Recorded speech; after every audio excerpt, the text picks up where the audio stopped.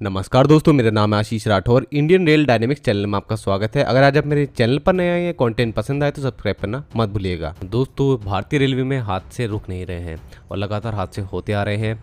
और इस बार दोबारा एक हादसा आज जो हो गया है 17 अगस्त 2024 उत्तर प्रदेश के कानपुर में साबरमती एक्सप्रेस जो कि वाराणसी से चलकर अहमदाबाद जा रही थी 19168 जिसका नंबर था 2:35 के आसपास कानपुर से भीमसेन जो सेक्शन है वहाँ पर भीमसेन और गोविंदपुरी रेलवे स्टेशनों के बीच में ये ट्रेन लगभग पूरी ही डिरेल हो जाती है, जिसमें 20 से 22 डब्बे इसके डिरेल हो जाते हैं। इस वक्त इसकी स्पीड बताया जा रहा है 70 से 80 के बीच रही थी। गनीमत ये रही कि कोई भी जान माल का हानि अभी तक सामने नहीं आई है और ट्रेन क्योंकि एलएचबी फाइट थी तो एक बार फिर यहाँ पर एलएचबी कोचेस ने अपनी जो स्ट्रेंथ है उसको साबित किया है। और इस तरीके के एक्सीडेंट्स में एलएचबी कोचेस का होना बहुत ज़रूरी है दोस्तों, नहीं तो बहुत बड़ी घटना हो सकती है। लेकिन फिर मैं एक बार कहूँगा कि भारतीय रेलवे को बहुत ज़्यादा खुल करके अब काम करने की ज़रूरत है इस क्षेत्र में। एक भी एक्सीडेंट भारत में क्यों हो, ये एक एम होना चाहिए।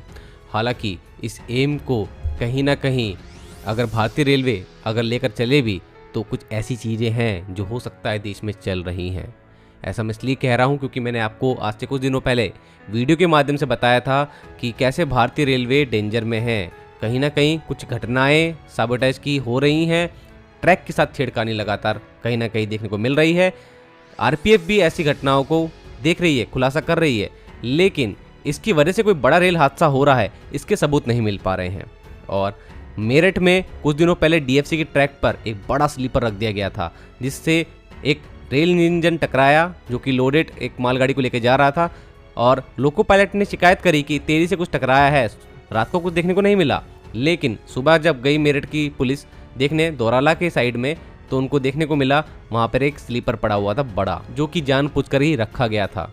15 जुलाई की ये बात है और अब देख लीजिए आप, 1 महीना हुआ है और इस तरह की घटना दोबारा हुई है। क्योंकि इस बार ड्राइवर जो था साबरमती एक्सप्रेस का उसने साफ साफ बोला है बड़े किसी भारी भरकम चीज से टकराया है इंजन, और उसका सबूत मिल गया है। इंजन का कैटल गार्ड एक साइड से बुरी तरीके से डैमेज है जिसकी साफ साफ फोटो देखी जा सकती है और ये देखकर कोई भी बता सकता है कोई भारी भरकम चीज ही टकराई होगी। क्योंकि लोकोमोटिव या इंजन का जो कैटल गार्ड होता है वो वंदे भारत की तरह नहीं होता, ये एक बहुत ही स्ट्रांग मेटल से बना होता है और जिसका टूटना साफ दर्शाता है कि कोई भारी भरकम चीज ही टकराई है।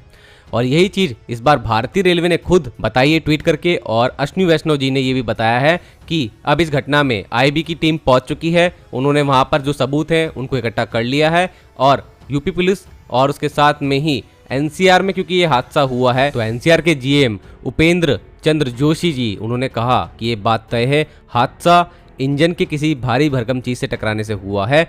और अब आप ट्रैक के साइड में जो आज से कुछ दिन पहले मैंने आप लोगों को ट्रैक में जो रेल होती है उसको रोकने के लिए क्लिप लगाई जाती हैं, इलास्टिक टाइप क्लिप, ई टाइप क्लिप भी कहते हैं, वो किस तरीके से उखड़ी पड़ी हैं स्लीपर से। अभी एक्सीडेंट के वक्त हुआ है या उससे पहले ही कुछ छेड़खानी कर दी गई थी, तो आप इस पूरी क्लिप को बाहर निकला हुआ देख सकते हैं। तो कुछ ना कुछ तो ऐसी बात है जो जल्द ही बाहर आएगी और इस बार जब आईबी को काम दिया गया है तो कुछ ना कुछ यहाँ पर खुलासा होना चाहिए जहाँ तक मुझे लगता है। हालांकि यूपी पुलिस ने भी अब यहाँ पर छानबीन शुरू कर दी है, क्या इस तरह की घटना कोई हुई है। और मैं आपको एक बात बताना चाहूँगा जो मैंने आप लोगों को उस वीडियो में बताई थी कि डेंजर में है भारतीय रेलवे की जो टाइमिंग है ना, वो आप देख सकते हैं। एक्सीडेंट्स जिसमें खासकर अब टारगेट हो रही हैं हमारी पैसेंजर गाड़ियां 12 बजे रात को, उसके बाद सुबह 5 बजे के बीच में ही टाइमिंग क्यों रहती है एक्सीडेंट्स की अंधेरे में। कहीं अंधेरे का फायदा उठा करके गलत तरीके से यहाँ पर ट्रैक के साथ में कोई छेड़खानी तो नहीं हो रही है लगातार? क्योंकि पिछले 2 सालों के अंदर ही ऐसा क्या हो गया कि पैसेंजर ट्रेन के साथ लगातार एक्सीडेंट होते चले गए और टाइमिंग हमेशा रात की रही। और 12 से 5 के बीच में भी आप देखेंगे सबसे ज्यादा जो टाइमिंग रही है, जैसे कि इस बार 2:30 बजे हुआ, लगभग वही टाइमिंग रही है कि 2 बजे से लेकर के 4 बजे के बीच में सबसे ज़्यादा एक्सीडेंट की आपको टाइमिंग देखने को मिलेगी। जो मैंने वीडियोस बनाई है उसमें भी मैंने यही पाया कि लगातार इस टाइमिंग पर ये घटनाएं जो है इनको अंजाम दिया जा रहा है और इस टाइम पर काफ़ी ज़्यादा सुनसान भी होता है और हर जगह निगरानी नहीं की जा सकती है। और भारतीय रेलवे का नेटवर्क बहुत बड़ा है तो कहीं लूप होल्स का फ़ायदा उठा करके कहीं ऐसी घटनाओं को अंजाम देने का काम तो भारत में नहीं हो रहा, तो इस पर ये सवाल उठता तो है। अभी कुछ दिनों पहले की आपको एक बात और बताना चाहूँगा, जब फ्रांस में ओलंपिक का आयोजन हो रहा था उस टाइम पर लगातार फ्रांस के रेलवे सिस्टम पर हमले किए गए और डिरेलमेंट कराने की कोशिश की गई ट्रेन को।